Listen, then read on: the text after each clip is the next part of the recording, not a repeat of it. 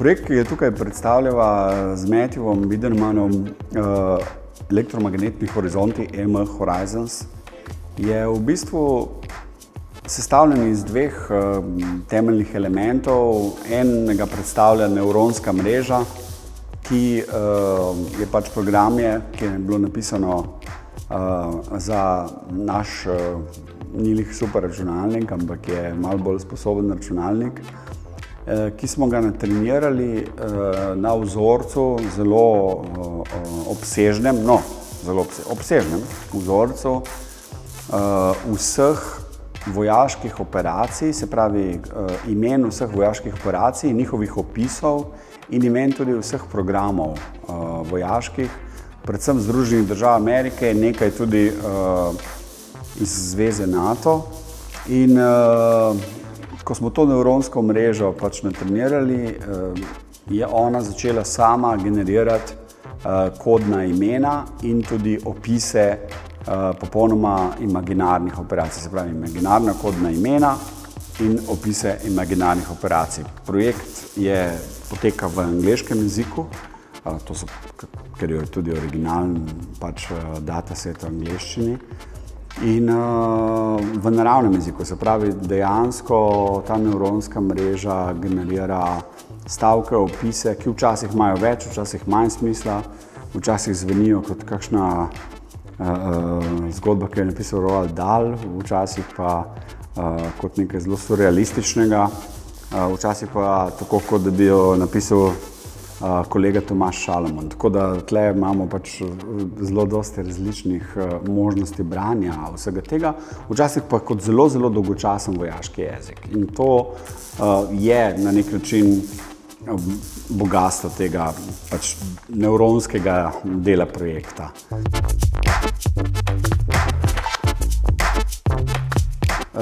Drugi del je seveda sta te dve iskrišči, se pravi tuljavi, ki z 80.000 volti oddajata radijski signal teh kodnih imen v pač eter, dajmo temu tako reči, v elektromagnetni spektrum.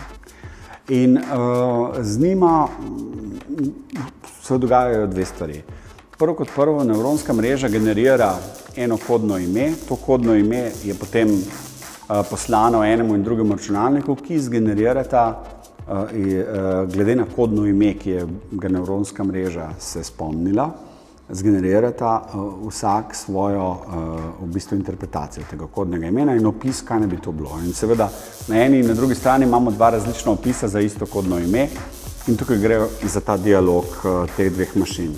Drugi element pa je, da smo tukaj uporabili to iskrišče, ki seveda je zelo širokopasoven radijski signal, ki moti ostale radijske signale, ampak predvsem oddajamo to v Morsevi kodi in nekdo lahko seveda sprejema, kdorkoli zna Morsevo kodo, jaz upam, da take ljudi je še nekaj, poleg naših kolegov radiomaterjev, seveda lahko imate motnje na svojem radiju, če poslušajo recimo kakšno postajo tukaj v bližini in si zapisuje ta kodna imena. Tako da tle je tudi ta zračni element projekta, ki je zelo različen in drugačen in je izven tega prostora samega, kjer se nahajamo.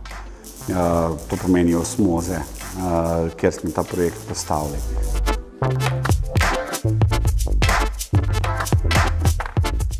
Midva z Matthewom nadaljujeva v bistvu z tem projektom, z raziskavami že 1 leto in pol, delamo na tem. Imeli smo dosti problemov tudi z samo stabilnostjo sistema, kar je bilo nekaj v bistvu zelo lepa in zelo poučna in zelo tudi humbling izkušnja, kjer smo morali razumeti, da če se ukvarjamo z nekim zelo primarnim elektromagnetnim pulzom, to tudi pomeni, da recimo naši računalniki, ki jih uporabljamo, niso najbolje zaščiteni od njega, tudi če so v Faradayevi kletki, tudi to smo spoznali. In v bistvu smo kar nekaj časa se ukvarjali s tem, da nam vsakič, ko ni iskrišče bilo pognano, vse skupaj se ni zaustavilo pač na teh serijskih vratih. Ne. No, to je zdaj na nek način rešeno in sistem je relativno stabilen, tako da naslednja faza projekta, ki so jo poimenovala Zvezdna dolina, se začenja zdaj in sledil bo tudi ena serija v bistvu performativnih dogodkov na to temo in upamo, da bomo zdaj še to kaj pokazali. Ne?